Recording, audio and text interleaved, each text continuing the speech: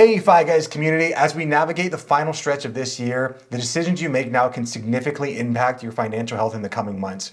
Today, we're uncovering the ultimate year-end financial checklist, packed with strategies to supercharge your money game. Whether you're eyeing tax optimization, turbocharging your investments, or making the most of your year-end bonus, stick around. I love it. This episode is your golden ticket to financial success in the new year. Welcome to a journey of financial empowerment. You won't want to miss a minute of it. And be sure to stick around to the end. We will be providing a bonus tip and some free resources. I love free resources. I love some free resources too. But yeah, welcome back to another episode, guys. We are cooking with episodes these days. We are. I think we're getting close to like 20. This might actually be 20. It's funny because like I don't count good. No, you're good. You're good. Because we don't count the Friday episode as a podcast. It's like a recap episode. Oh, that's true. So we're like 40. Technically, yeah. Or 30 or something. We're in the, yeah, I mean, what are we at? I don't know. Oh yeah, because we title it 8. Well, in our notes, we'll do like, if this is 20, Friday's episode will be 20.5. Mm-hmm. But a lot of episodes. But yeah, it's 40-ish? Yeah, 40-ish. We're probably in the 30s, Yeah. like late 30s. But I think it's so important, like as we come to the close of the new year, just so we talked about there, like if you're not really sure where you are, like how are you going to continue to make that journey and continue to go on? Yeah. And it's always really important, especially at the end of the year. I know that for both you and I don't think that we wait for the new year to like make our resolutions or anything like that. I don't get, resolutions mean nothing to me. No. I think You're alive now. I'm alive now. Just make the change like right now. Why have to wait to some special date? And we all know what happens anyways. You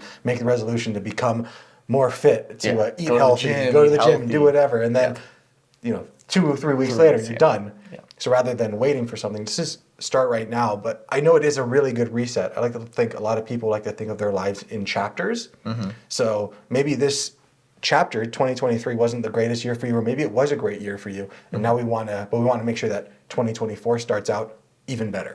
Yeah, exactly. So. I love that. So with that being said, should we I was thinking about this. Maybe we should go over what we're going to talk about, like in bullet points, before we get right into the information. What do you think about that? Sure, let's do it. So we're just going to go over the segments on what we're talking about today, like I was just mentioning to Chris. Yeah. So in segment 1, we're going to be talking about financial review and financial planning. I love that. It's super important. Oh, yeah. Super important. And segment 2, retirement and health considerations. Mm-hmm. And then in segment 3, we're going to talk about charitable contributions and insurance reviews. Mm-hmm. Chapter 4, or segment 4. I kind of like chapter 4. Okay. Financial safety nets and investments, very important as well. Emergency funds and whatnot. And the number 5, I think this is the most important part, is the debt management, education, and legacy planning. And then we also do have a little bit of a bonus at the end, which we're going to keep a secret. We'll say that. We'll say that for the end. Secret for later. Yeah. Okay, perfect. Yeah, I think whether you want to hear this stuff or not, you need to hear it.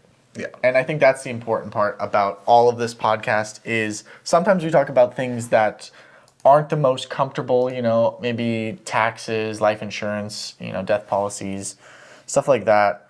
But it's stuff you need to know about. You don't want to catch yourself off guard. You don't want to have your loved ones caught off guard. Mm-hmm. And it's important, It's very important. I think a lot of people hide from these things because it is scary, like you said. Mm-hmm. And there's a lot of stuff. Yeah.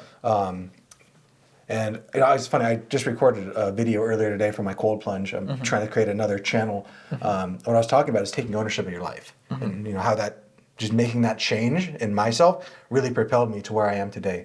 I would equate it back to that one change of taking ownership. Yeah. And it's such a empowering belief to say, like, no matter what happens in my life, I am 100% in charge of that, and I can take from it what I need and leave what I don't need. But a lot of people, they live their life in the opposite, saying, I'm not in charge, the world is happening to me, I'm just kind of a passive entity in it. Mm-hmm. And for some people, that they feel like that's empowering because at least their life decisions, where they are, isn't their fault, quote unquote. Yeah. But for me, that's terrifying to think that I have zero control of what's going on. I'm just kind of some passive entity moving through life. Mm-hmm. It's better to, be like water in that you're moving through life in the most smooth way, but also that you are like water and that you're going in the direction that you want to go. Definitely. No, 100%. I feel like part of that, when you were talking, it kind of related me like back to like my childhood, like with Legos. Like I would build these like little towns and everything, and I loved it because I was in control of it. I had complete power over the town, and I could do this. What I wanted to do, I could place everything. God, dog. I'm God to these Legos. They cannot do anything. But yeah, I mean, it's nice knowing that you're in control of your own life. Yeah, and instead of it, taking it to being like, I'm in control of these Lego toys, like I am in control of my life. Yeah, my health, my wealth, my happiness. Yeah, I think the most important thing at the end of the day, and I know we're kind of going off topic, but it's not about how much money you have, what car you drive, what people think about you. Mm-hmm. It's how you feel about yourself when you're by yourself. Yeah, that's true. Yeah, that's true. But with that being said, I love the little philosophy we add into the pod. I love it. I'm very big on philosophy. Love it. Yeah. I love it so much. For me, it's like finance, fitness, philosophy. Those are like my three passions in life. Dude, that's awesome. Getting on to segment 1, chapter 1. Chapter 1. Chapter 1, I love it. Yeah, financial review and planning. So the first thing that we should do as we close out this year is review our budget. Hopefully you guys have been tracking your budget this year, and we're going to be looking at this point in the year, maybe if you have a partner, to sit down with them and look for areas that we either exceeded where we wanted to do in our budget or where we fell short of our goals. Savings goals, spending goals, stuff like that. Yeah, savings goals, spending goals, income goals. Investment goals, all those things.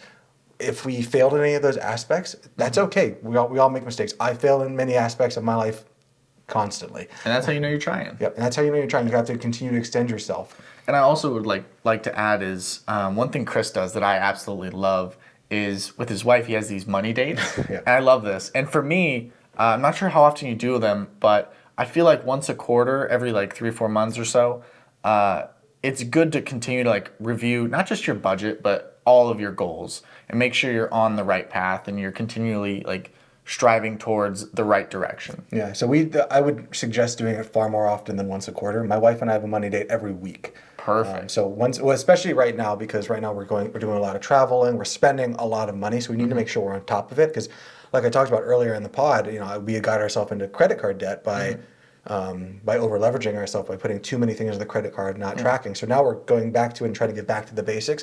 Especially as I do the pod. I mean, we do this pod for you, but also for myself, and that I'm also getting better because I'm talking about it and now I want to live it as well. Yeah, yeah, me too. 100% me too. It's like we love finance, we live in finance, but to speak it and to teach it, it's just different. Yeah, it is different. It makes you feel, it gets out of your identity, right? And now you're something a little bit different. But it is important that as we review our budget, it's okay if we fell short in some areas. It's totally fine. But what I would like to do whenever I see that like I fell short, I spent too much money, I did this, I did something I shouldn't have, I'll look back and say, did that add value to my life? Would I go back now and take that away? Oftentimes I find when it comes to like experiences, time with my wife, time with my family, time with my dogs, if that costs money, that's totally cool. There's no way that I'd be like, I wish I would have had more money and not done those things. But there's a lot of times where I'll look back and be like, did I really need those shoes? Did I even use that guitar? Yeah. Did I even do any of those things? Was it an impulse purchase? Stuff like that. Yeah. I feel like definitely the more you review your budget and your habits, the better you have at correcting those habits. Like for me, one of my things is I feel like I've been spending too much time on TikTok and really my phone in general. So if you notice today, like my phone is completely in black and white. Yeah, grayscale definitely helps. Definitely helps. Yeah, it definitely helps. But now I'm like watching videos and I'm like, damn, this looks cinematic. It looks like Oppenheimer because it's like in black and white. I'm like, oh, this is great. So now I'm like, damn, I kind of defeated the purpose. But I'm still not using it as much. So that's good. That's good. But yeah.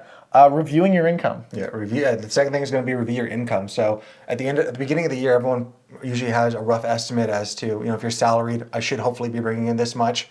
If you're non-salaried, if you work for yourself, hopefully you also have some sort of a projection of like, I'm going to make this much in the year. So let's look back at the end of the year and let's take a look and see, did we make what we projected to this year?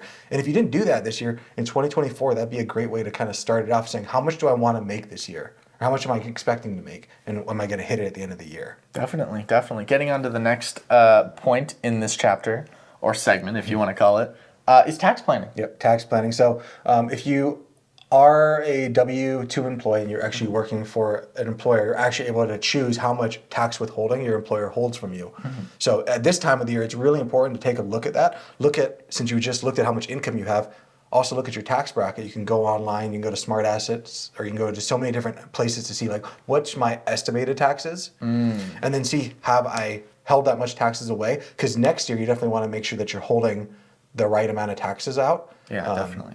And I know there's a lot of different beliefs here. Some people like to get a tax return where they say like, oh yeah, I got money back from the government. We didn't really get any money back. You got the money back that was yours. Yeah. I really like, and like my goal is to have them give me like $100 back. Yeah. Like to be just as close as I possibly can without owing any more. Because at least I feel like I got a win. Like, yeah, I got $100. Yeah, you can go buy some snacks. Yeah, buy some snacks. Like I feel that. I definitely understand that. But also, you don't want to make like you don't want to get back $3,000. If you get back $3,000, like that's great. But that means you also loan the federal government $3,000 at 0% interest. Yeah, it's just an inefficiency with your money. Because it's better. It's like you would rather have that $3,000 throughout the year rather than just getting it back. Although it does sound and feel fun when you get that like fat check, but from an efficiency standpoint. Yeah, this thing of the time value of money, like that money sitting there with the federal government doing whatever it is doing there, versus what it could be doing with you. Yeah. You know, even if you didn't invest it, even if you spent that $3,000 to go on a trip with your loved ones, like I would find that be a far better use of my money than it doing whatever it's doing in Washington. Absolutely, 100%. And then I think another one for talking about tax planning is this would be a good time to start exploring different potential tax deductions and credits. Write-offs and whatnot. Yeah, that's 100% a smart move to make. Yeah. So what should someone do if they want to get ready for tax season? Should they talk to their tax person or? Yeah, I mean, you can honestly go on Google and find a bunch of things. You know, ChatGPT is actually really good at finding a bunch of things. But yeah, I always recommend a CPA. I have a CPA for myself, talking about different tax credits and things like that. In a different segment, we're going to talk about different ways to lower your taxes. Perfect. So that's definitely something to do. And then the final thing that you want to do in Chapter 1 of Financial Review and Planning is evaluate your financial goals. Make sure that you actually have goals. Did you have goals this year? Did you meet those goals? If so, great. If not, that's okay too. Let's go ahead and set next year's goals as well and make sure that we have something. And that your goals can be whatever your goals are. Maybe it's something as simple as I want to pay off these few credit cards. Maybe it's I want to start to learn how to invest. Maybe it's I want to get $100,000 in retirement accounts. Whatever it is, just set that out. And I always like to set big, hairy, audacious goals where they might be a little bit out of reach, like not so out of reach that you're like, I'm not even going to try. Yeah. But out of reach enough that even if you fall short, you still have really achieved something. And I usually set like sub goals. Smart. So maybe rather than like I want to save $100,000 this year, is I want to save $100,000. In order to do that, I need to save $20,000 into this account, $3,000 into this account, $40,000 into this account. So maybe I don't hit the 100,000, but I did hit like the 20,000, the 3,000. You're hitting checkpoints along the journey, and that's what's important. And celebrating those checkpoints. Oh, 100%. You know, like we talk about all the time, like gamifying the system is a way to make things like this that aren't exactly fun to everyone, you know, making it more fun. Yeah. Yeah, I like that. You know, I think to kind of go back to like philosophy, the things that like I find the most value in, and this kind of comes back to like finding your why. So I've been trying to workshop this, and I call it 5FP. So that's my 5 things that I find the most important to me in my life, and I always run this through this mental checklist as I'm going through life. So number 1 for 5FP is family, and then it's fitness, then finances, fun, forward progress. I like that. So those are the things I'm always running things through. But this kind of comes down to the gamifying, the fun. You know, life is a journey, and it's meant to be lived to the best of your ability. Yeah. So try to make it as fun as you possibly can as you're moving through. Yeah, absolutely. Yeah. Do you want to get on to the next segment? Let's move on to Chapter 2. I love it. Retirement and health considerations. So just as we talked about with tax planning, there are so many different ways to contribute to your retirement accounts and get a deduction in your current taxes for this year. That's nice. And there's a few of these accounts that you need to make sure are done before December 31st or January 1st of 2024. For example, your 401k. If you are employed with an employer-sponsored plan, you need to make sure that you actually have your max contribution, or however much you can put into your 401k, done before January 1st. So for this year, 2023, you're able to put in $22,500 into your 401k. That needs to be done before December 31st because on January 1st, the clock resets. And then in 2024, it's going to be $500 more, so $23,000. Yeah. One nice thing about IRAs, so individual retirement accounts, anyone with earned income, even if you are still employed, or if you're your own boss, IRAs can actually be contributed to up until the tax date. So for most people, and given that we don't get an extension this year, it's going to be April 15th of 2024. Yeah. Just remember though that for your 401k, that is going to reset on December 31st. So now that 22,500, so you only got 18,000 in 2023, you can't say like, oh well, I want to make the additional 4,000 in. You can't do that. It's going to go away. Now it's going to go into 2024s. That's really interesting. Yeah, definitely getting those contributions and all that stuff taken care of is super important. Yeah. Especially that 22,500. I mean, most people probably aren't hitting that limit. No. But it's good to put as much in as you can. I mean, at least at the bare minimum, get your employer sponsored match. Yes. If your employer sponsors doing 3%, get that 3% at least, 4% at least, because that is 100% return on your investment. That's just free money to you. Also, remember to look at the vesting schedule. How long do you have to stay employed at that job in order for you to make sure you secure that money? Because I've worked at jobs before where the vesting schedule originally was 4 years, and then they moved to 5 years, and then 6 years, and then I ended up quitting. So I ended up only getting 80% of my money rather than the full amount. Gosh. But it is what it is. Yeah, it is what it is. We're not going to dwell on the past, but it is wild. That's wild. You gotta pay attention to these people. Yeah, you really do. The next thing that you should really consider from like a health perspective and also from a retirement perspective is your health savings account or your HSA. This is the only like triple tax advantaged account. I love HSAs. Yeah. If you haven't learned that, like go back and listen to whatever episode that was. Yeah. I don't remember which one that was. I think it was all about like different investment vehicles. It was a different investment vehicles podcast. My dad loves his HSA. Yeah, they're super cool. Oh, he talks about it all the time. Yeah.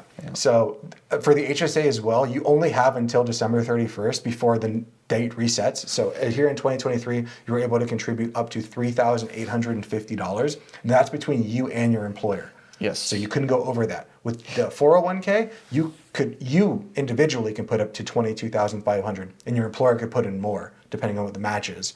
But with an HSA, it's $3,850 in 2023, and then in 2024, it's going to be increasing to $4,150. Perfect.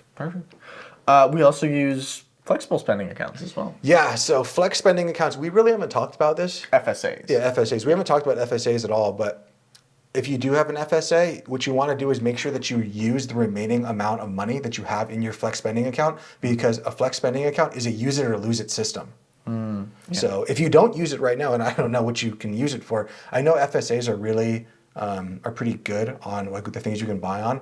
I've even seen that like some FSAs allow you to buy like Aura rings or like fitness watches, health devices. So maybe, hey, it's the end of the year, you have an extra $400, go buy yourself an Aura ring. I'm really waiting for the Samsung ring to release next year. Yeah. Because I want that. Wonder if an Apple Watch would qualify. An Apple, probably. Maybe? I don't know. Maybe. Like a Fitbit type thing. Yeah, maybe. I don't know. Apple Watch is more like, it's a style thing. But also it does heart rate and like all this kind of fun stuff. Yeah, I have my Samsung Galaxy Watch one that I wear that every so often. I don't like wearing. I don't like jewelry. I know. Even I'm not even wearing my ring today. I don't like jewelry very much. Honestly, like, I can't go without it now. Really? I love wearing the watch. One thing I won't do though is sleep with it on. It bugs me. That's why I'm hoping, because I'm trying to become more used to having the ring. So if I have the Galaxy ring on, it's just going to already track, and I'll be able to wear it at night. My only fear is that my fingers swell at night. Oh, really? Or like if I work out, they'll swell. Oh. So I'm just worried that they're going to get trapped. Have you seen like videos of like people like? Yeah. Yeah. Okay. Yeah. Yeah, their rings. Yeah.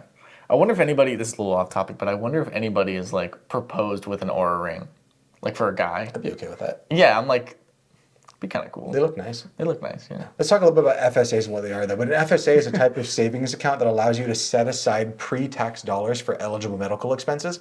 The only thing with the FSA is that you say at the beginning of the year, this is how much I have. So the nice thing about FSA is, say January 1st, you say, I'm going to put $4,000 into my FSA. Right. That means on January 1st, you have $4,000 available to you. Even though you haven't put $4,000 in quite yet, you're going to put that in over the year. Okay. So you can use it all in January, but then of course you don't have anything remaining for the rest of the year. Yeah. But the issue with the FSA, there's always a drawback, right? Is that if it gets to December 31st and we haven't used any of that $4,000, now it goes away. What? Yeah. Dang. That's why I don't use an FSA, but it's a good option for some people. Interesting. And it is pre-tax dollars. Yeah, that's wild though. Yeah. Year-end bonuses and raises? Yep. So I think it's important that a lot of people at this time, it's either going to be in December during around the holidays, or January 1st is when most people get their raises, or they're told what's their annual bonus going to be. So I think it's really important to, before you get that money, to actually decide, how do I want to allocate this money this year? And actually make a conscious decision beforehand. Because what I find is most people, if they don't think about it, they get an extra $3,000, $4,000, $10,000 on their paycheck, and they're like, yeah, free money. Yeah. And they go and they blow it on A car or something. whatever they want. Whatever they want. Yeah, that's fair. They're I not- guess it's not to me. They're not adding intention to it. And I find if you do it beforehand, like, what am I going to do when I get this money? You're going to add a lot more intention because you're actually thinking about it. And you're also getting to look forward to it. That's like majority of the fun, is looking forward to what you're going to do. That's true. That's true. A lot of people love the anticipation of the vacation versus like the actual vacation. I mean, I love my vacations myself, but like the reason my wife and I, we plan so far in advance because of her work and because we do so much on credit card points, so we want to make sure that we're optimizing that. But in addition to that, like when you plan a trip, like right now we're planning a trip to Kenya in 2025. So I'm already looking forward to all the trips I'm doing in 2024, but now I get to look to like going to Kenya, like going to Africa and like doing a safari in 2025. So now I'll have like a year and a half of like anticipation and like giddy.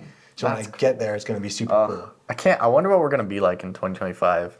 Hopefully better. Yeah, no, 100% better. 100%. My goal every year is to look back, or like, I don't really like set goals, but like my hope would be like every year I look back on my previous self, just a year before, and be like, that guy knew nothing. Yeah, that's fair. Like a year ago, I was a different person. Yeah, me too. Yeah, it's crazy. It's crazy. And it's hard to see on a year scale unless you're kind of like us and you're like constantly trying to improve. Yeah. But if you look at yourself like on a 10-year scale, you're going to be a completely different person between 10 years ago. Like I'm embarrassed of that guy 10 years ago. 100%. Me too. And I'm hoping that for myself, in 10 years, that guy's going to be embarrassed of me currently. But so many people think that their personality is fixed. You know, I am who I am, and I'm going to be like this for the rest of your life. You're not. You can change. You can change. Change for the better. You can change for the worst. Yep, and you can also change with charitable contributions to your and insurance reviewing. Yeah, chapter 3. Chapter 3, charitable contributions and insurance review. Yep. So this would be a good time, kind of going back to the tax plan, to make any charitable donations that you want to do, because that's going to get you that tax deduction that you're looking for on your income. But not all charities. It has to be like a certain charity, right? I think it has. I forget what the tax code is. But it's like a. You should just like when you go to like make a donation for a charitable contribution, make sure. I mean, it doesn't have to be a 503c. Thank you. That's it. If you want to get the tax write-off. But if they're not a 503c. 503c, thank you. It's still nice to be charitable. Yeah, and if that's the case, like if you are going to a 503c and you want that money, you can always make sure you get the proper documentation. So you go to like the Goodwill, they'll give you those little receipt things. Yep. They're not really worth anything because they don't even, like the guys don't even write on there. No. So you can just... Yeah, you can write whatever you want, and I mean, whatever it is. But sometimes people also like to donate money rather than donating things. Yeah. Donating money is probably the cleanest way of doing things. Yes. Because you can actually say, like, I donated this much, I want this much of a write-off, rather than, like, I donated a truck bed worth of clothes. Like, how much is that worth? I don't really know. And where it's clothes from. Yeah, you're not doing a projection, but when it's money, it's straight up, it is what it is. It is. Which brings me into, like, a cool little health hack that I'm going to give you guys. Okay. It's called a donor advised fund. Now, here in 2023, there's probably not enough time to get this done right now, but in 2024, this can definitely be something for you guys. So if you guys are sitting on something like appreciated stock, maybe you guys bought Apple a long time ago or Amazon or something like that, and you have a bunch of money and you're charitably minded, what you can do is you can actually donate that appreciated stock to a charity. You're actually going to get a write-off for the entirety of the amount that you donated, and you're not going to have to take that tax hit for the amount that you gave away, because you're going to basically gift the stock to the charitable organization. They're going to sell it. Since they're a charity, they don't pay capital gains on that, and then you don't have to pay capital gains on it. So it's really the best way that I know of to donate with intention is by doing a donor advice fund. Interesting. That's very interesting. Did not know that. Wow. Yeah, and you got to update your life insurance, Oh, all yeah. that fun stuff. We talked you know. about that. It's very important at the end of every year. It's something that I do. Right now, I'm moving a bunch of my clients over from one of our custodians to another custodian at Charles Schwab. So at this time, it's like, as we're making these transitions, I told them like, hey, we're already moving the money and moving doing all this transfer stuff. Let's make sure that all of our beneficiaries are correct. Yes. Because the worst thing is, and we had in a 5 Friday feedback, that someone passes away, they have the wrong beneficiary designated, and now you're dealing with all these legal mumbo jumbo of like, oh, this person didn't want me to have the money, like they wanted this person to have the money. So at the end of the year, assess your health insurance, your life insurance, your auto insurance, your home insurance. Make sure you have the right amount of coverage. And what the right amount of coverage is going to be dependent. If you need more of that, go back and listen to our insurance episode. Definitely. And also make sure that your beneficiaries are correct, or that the right person is going to get paid out in the event of a loss. Yeah, and if you moved, make sure to update all of that stuff. If you move, you got to update a lot of stuff. Yep. Insurance, literally everything. Everything. Basically everything. And this is also a really good time to practice your negotiation skills. Like, you're already doing this stuff. So go ahead and, like, while you're making these phone calls, while you're calling your insurance, while you're looking into these things, try testing out getting a discount. Ask for a discount. Yeah. One of the best ways that I know of to get a discount is to pay in full. So if you have money already available, there's a lot of insurance companies, like this is like a free 9% return on your investment, will give you a 9% discount just for paying your insurance 6 months or a year in advance. Okay. Like it's free money. Nice. Also, is the time value of money, and like, could you have done something better with it? Yeah. But if you weren't going to invest anyways, or was just going to sit in a high yield savings account, or just in a normal savings account, it could definitely be worth looking into that and just paying it in advance. Nice. Makes sense. I pay mine on a month to month because I invest my money. But if there's something that like you would like to do, that's like, that could be a free way. And all you have to do is just ask, hey, do you guys have a discount for paying in full? The worst thing they say is no. Okay, cool. Just keep on doing what I'm doing. Bingo. I love that. I love that. Getting on to segment 4 or chapter 4, the financial safety nets and investments, talking about emergency funds, investment portfolio reviews, stuff like that. Yeah, so I think it's really important, especially at the end of the year, to assess and adjust your emergency fund. Typical rule of thumb that I like to give is 3 to 6 months. Yeah. Now, at the end of the year, I always like to evaluate. So I have 6 months of just straight cash, and I know that I sit more heavy in cash than I probably should. Well, for you, it's a safety thing too. Exactly, it's a safety thing, and it's what lets me sleep well at night. So you're sitting exactly how you should be sitting because it makes you feel good. Yeah, but I also have I have other money too. Okay, well, yeah. Okay. Yeah, I guess like it's in straight cash. Yeah. Like in a cash position, like in a high yield savings account. I see. But then I also have my brokerage account that I could access if I needed to, and some of that's in my real estate fund. It's not super aggressive, so I can take that at any time. Yeah. I mean, shoot, my Bitcoin's up quite a bit too. So Yeah. But that's not an emergency fund. No. Your Bitcoin's not an emergency fund. Don't do that, guys. Don't do it. Don't. Yeah. But yeah. Anyway. Yeah, that's the way I like to do it. But I think what you should do at the end of the year is just assess, like, how did I sleep at night? How did I feel? Do I feel like I had enough in my emergency fund? Do I feel like I had too much? If that's the case, let's take some of that money and divert it to investments. Yeah.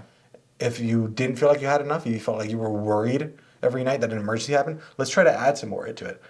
So much of finance isn't about numbers. It's about how you feel about those numbers.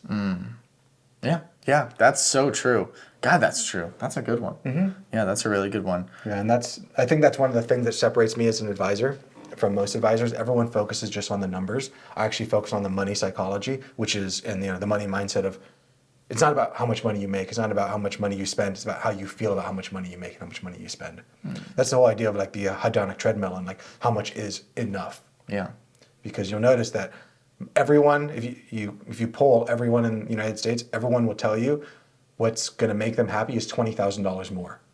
And the moment they reach that $20,000 more, they're going to say, okay, it's another $20,000 more. Yeah. That's fair. I think that's one of the great skills to have in life is to know when you've had enough. Yeah, and that's why I'm a big proponent of, like, when you're starting with your why, is you actually write down that why, because when you achieve it, then at least you know, like, this is what I set out for. And then you can, if you want to change it, that's fine, but at least you're making a decision on that. Like, I want to change it because I want to change it. Yeah. To something else. My life has increased to this level. 100%. And then 100%. After that, for investments, we want to review our investment portfolio. Basically do the exact same audit. How did you feel about your investments? How do they perform this year? Is it potentially time to rebalance your investment portfolio. Maybe you're not 100% in the S&P 500 or in an index. Maybe you have sort of a split investment. Or were some things down, were some things up? How'd you feel about this year? And then another thing is, can we consider tax loss harvesting? Yes, absolutely. I have used that before. Yeah. I've used that before I've used too. that one before, yeah. Dang. Yeah, Yep. so tax loss harvesting is timely selling a security at a loss to offset capital gains on tax owed for wins or for appreciated stock that you sold. So each individual taxpayer can actually write off up to $3,000 in losses annually, but you need to make sure you get that done before December 31st. You can't just sell January 1st and be like, oh no, I want this or I want this this loss to count for 2023. Yeah. Question. You couldn't, I'm just wondering, like, you couldn't, like, say you had a bad year, right? You couldn't, like, sell off, like, $3,000 of losses and you wouldn't get $3,000 back in your tax. No. No. Okay. I was making sure. So I was like, that would be such a weird, like, it's not even like a move because you're still down, like, a good amount of money. No, it's a tax write-off too, so it's not you're going to get $3,000. No, because you write it off of, like, off the ledger. off your income, yeah. Another thing that's important there is the wash sell rule. Because I've had people before who's like, oh man, I lost this money. So what I'm going to do, because I'm so smart, is I'm going to sell that fund or I'm going to sell that investment. I'm just going to buy it back the next day. Okay. And there's a wash sale in that. And what that means is that if you sell a fund or you sell an investment at a loss, you have to wait 30 days. So after the 31st day, you can repurchase that to avoid it. But you can't sell something and then try to repurchase it again in order to secure a loss. I see. Does that make sense? Yeah, that makes sense. But there are some ways with like ETFs and index funds that you can sell one at a loss and then purchase one that is equivalent in quotes. Yeah. That is different. Okay. That's different enough to not trigger the wash sale rule. Yeah, definitely. We also want to talk about in segment 5 or chapter 5, debt management. Yep. Super important, as well as education and legacy planning. I like that, legacy planning. I think it sounds better than dying planning. Yeah. What are you going to do when you're What's your death plan? Yeah, what's your death plan? Yeah, legacy planning. I like that. Making sure any outstanding debts are taken care of and creating a repayment plan if necessary for the debt. Yep. I would maybe even consider refinancing if they are like really kind of stuck down in there. Like refinancing could be beneficial at some points. Be careful when it comes to refinancing. Unfortunately, there's a lot of predatory ways out there that are going to kind of screw with you. I also find that a lot of people that refinance, it's putting a Band-Aid on the problem and they never actually fix the issue, which is that they're overspending. Yeah. But it really can help somebody to kind of get out of that, maybe consolidating all of your money to like a 0% credit card. But you also need to make sure, this is the big part, that you have a plan to pay that off before the intro offer of like that 0% credit card kicks in. Because I didn't know this before, but there are some credit cards that have a retroactive ability. So say you have a year of 0% interest and you didn't pay it off, whatever you didn't pay off, retrogrades saying that you were compounding It all comes back, yeah. And worse. Yeah. I didn't know that. Has that happened to you? No. Okay, well that's good. Never happened to me, but it's happened to people. It's happened to people. I just didn't know that. No, I've never had to consolidate credit cards or do any of that kind of stuff. Oh no, I was saying more like. Has it happened to a client of mine? I was saying like, because I've seen credit cards where they give like the first year. It's mostly like consumer credit cards, like a Best Buy card or something like that, where it'll be like the first year they'll be like 0% interest, but the next, like the day after the 365 kicks in, now we got interest like a normal credit card. But if you didn't pay it off before then, all the interest comes back. Yep. Yeah. It's never happened to me. Like I said, I pay off my credit. I've always paid off my credit cards in full at the beginning of the year. That's but good. It's really important that we look at our debt. We actually start coming up with a game plan for that. Some people maybe what I recommend is automate it. Before the money even hits your bank account or after it hits your bank account, it goes straight to the debt. Yep. Like directly there. Yeah. Send it right there. It's also important as we're talking about like debt management and just different ways, I know we've touched about like tax planning in each one of these. 529 plans you can also contribute into in this year. So 529 plan is an education savings account. You can actually get a tax write-off in this year as well. So for 529s, though, tax write-off's a little bit different. It doesn't work on the federal level. It does work on the state level, given that the 529 that you use is also the state that you live in. I know that's confusing. Maybe at some point we'll do an entire podcast just on 529s. I think that would be smart. Yeah, I'd like that. Because they're a little complicated, but you can actually put up to $4,000 into an account, get a write-off here in Arizona, up to $4,000. There is no amount of money that you can put into a 529 plan, but $4,000 is how much you can, here in Arizona at least, write off on your funds. Okay. In addition to that, you can like put up to $16,000 into it at any time, any year, before you hit over the gift tax exemption. Gotcha. There's a bunch of stuff when it comes to that, but definitely. you have until December 31st to put money into the 529 if you do want that state write-off. If your 529 is also domiciled in the state that you live. Definitely. We'll talk about that later. We'll talk about that later. Getting on to estate planning. Estate planning. It's super important. Yeah, just like we talked about with the insurance, making sure that your beneficiaries are correct. If you have wills, trust, estate planning documents, you need to go through and make sure all that stuff is still poignant, make sure it's still good to go. Look at all that stuff. Make sure it's in a safe, secure place, like in a lockbox or on a drive. Something that your beneficiaries have access to. Yeah. And that they know about. Yeah. It's definitely like my dad. He has a trust. Excuse me. Bless you. Yeah, of course. My dad. He has a trust. Well, my mom and my dad have a trust. But my dad, he loves to joke around about it. Like we'll go to like a big meal, right? And he's like, "Oh, get the book. Get the book. You might need to crack it open, start studying, because it's like you might like just pass out from like dying because this meal was so like we ate a lot of food." Yeah. But yeah, no, definitely getting your estate in order and making sure that all the proper documents are filed and keeping that organized. Yeah, I think that's important. Just make sure your beneficiaries are correct, your retirement accounts are correct, insurance policies are correct. All that stuff is really important. I know it's not fun to do. Trust me, I know it's not fun to do. I'm also at the end of the year, so I'm also doing this stuff, and I don't want to do it. But discipline equals freedom. So you just put in that discipline right now, and now for the entire year, you don't have to worry about it. You did it once, now you're good. Yep. Bingo. Bingo, bango. Should we get on to our bonus credit? Bonus credit or bonus segment? Bonus segment. Bonus segment, which is a credit check. Yeah. Yeah, so I think also at the end of the year, this is a really good time to review your credit report. And you can obtain these reviews of your current report and then look for inaccuracies. Was there maybe saying that you opened a credit card that you didn't? Is it saying that you have more debt than you do? This might be a really, really good way. And if we can save one person who looks at their credit report and sees an inaccuracy and get that corrected, or maybe, oh God forbid, like credit card fraud. You got some credit card fraud or you have some identity theft. The only way to know that, besides looking at your bank account and like seeing that money is changing, is actually do a hard credit pull on your account and take a look at that.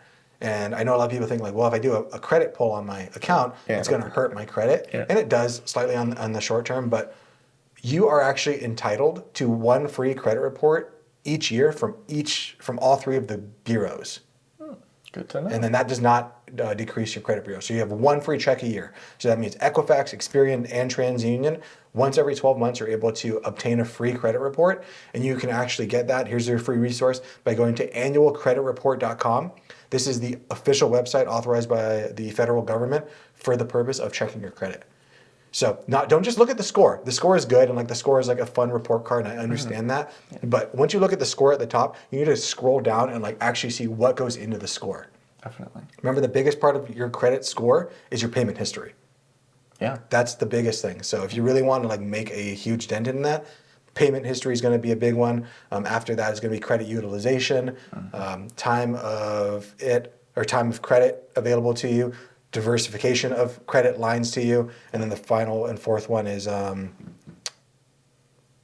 you've had the card. Yep, time you've had the cards. Yep, time. Yeah, that's a solid one. I think that's super important, especially on like the credit fraud side. Oh yeah, and right now like it's really unfortunate. Like it's the holiday season. Like don't screw with people, but like this is the time of the year where people are most likely to have their identity stolen.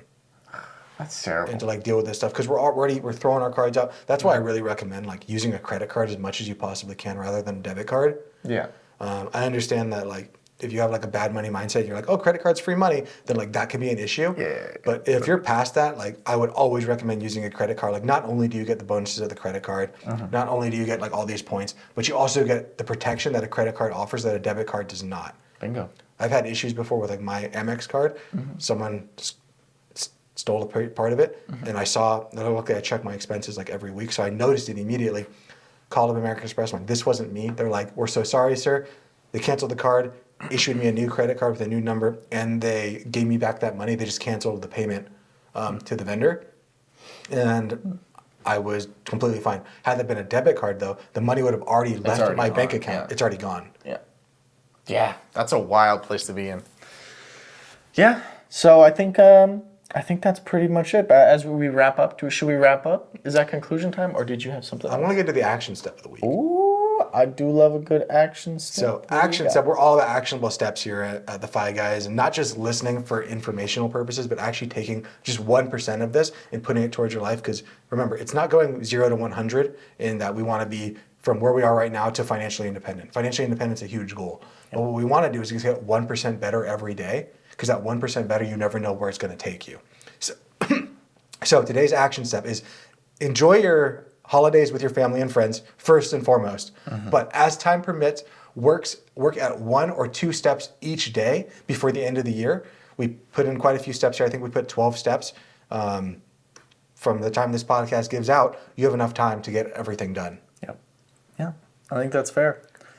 I like that. Yeah, I like that too. So as we wrap up, remember that personal financial situations differ, and consulting a financial advisor or a tax professional is wise or personalized for some personalized advice.